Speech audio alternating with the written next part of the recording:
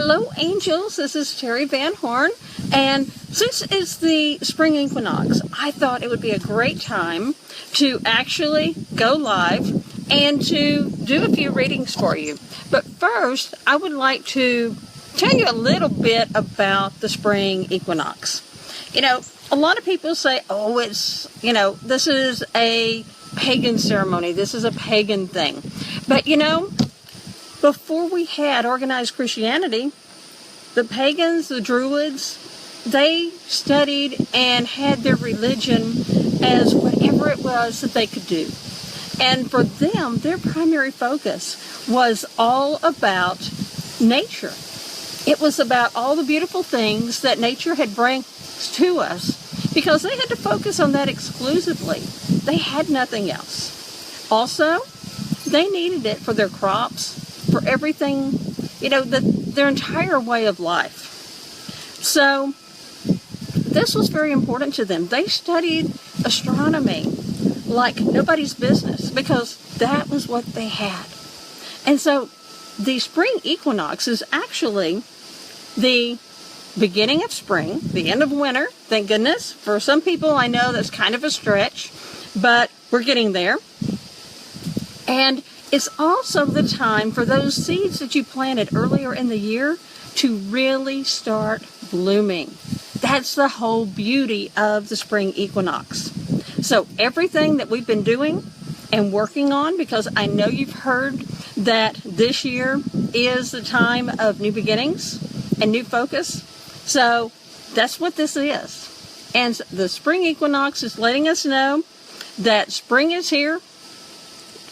Those poor people who have been buried under snow, I'm sorry guys, but it's getting closer for you. And then also we're going to really see the blooms and see the benefits of everything that we've been planning and working on. So we've got like a beautiful, gorgeous day out here in Texas, and a lot of breeze, so it keeps getting my hair in my face.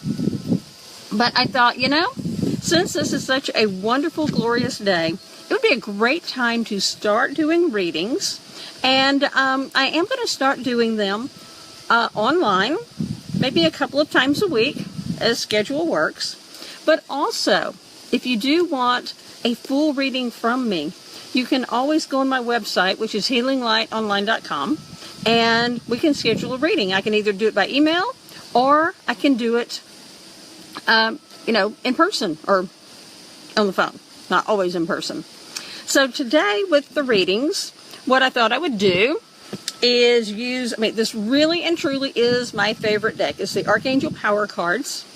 I love them for a lot of reasons. Of course, one is because my dear friend Radley was a co-creator with them.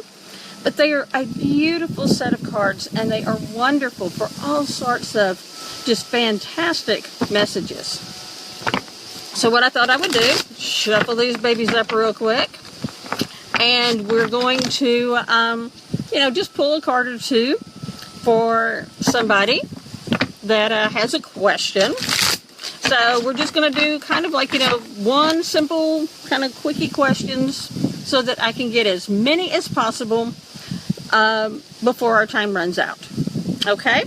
So I see, everybody's saying like hi from all these wonderful, amazing places. And hi guys, I would love to come visit y'all.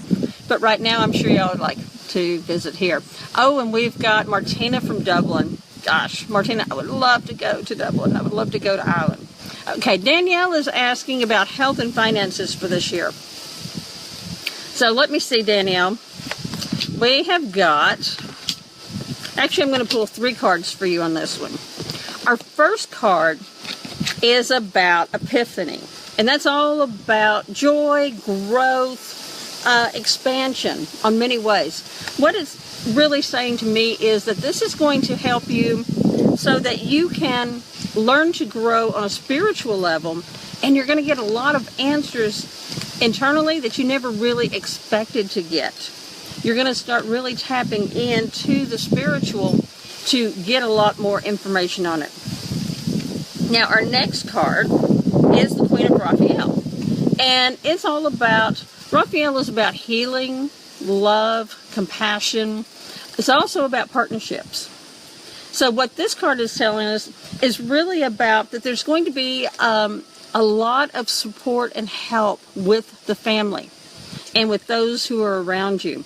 Also with the angels. The angels are going to send you some amazing divine messages, and they're telling you, listen to your heart, because this is really where you're going to get a lot of messages and a lot of help financially. Now, your third card is the Queen of Ariel. Now, this one is really about nurturing yourself. Now, I know that your question was about career and finances. And these cards on the surface don't really appear to answer that sort of question. But actually they do.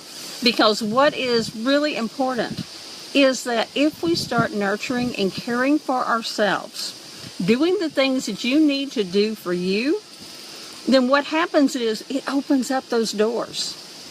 If we are trying desperately to give and do and expand, and our cup is empty, then it's just going to keep being empty. We're not getting any further along. So we have to nurture ourselves. And when we do that, trust me on this one, okay? I am the poster child for this. When you start taking care of you and getting yourself back collected, kind of whole, then you start opening up opportunities and new things start coming your way.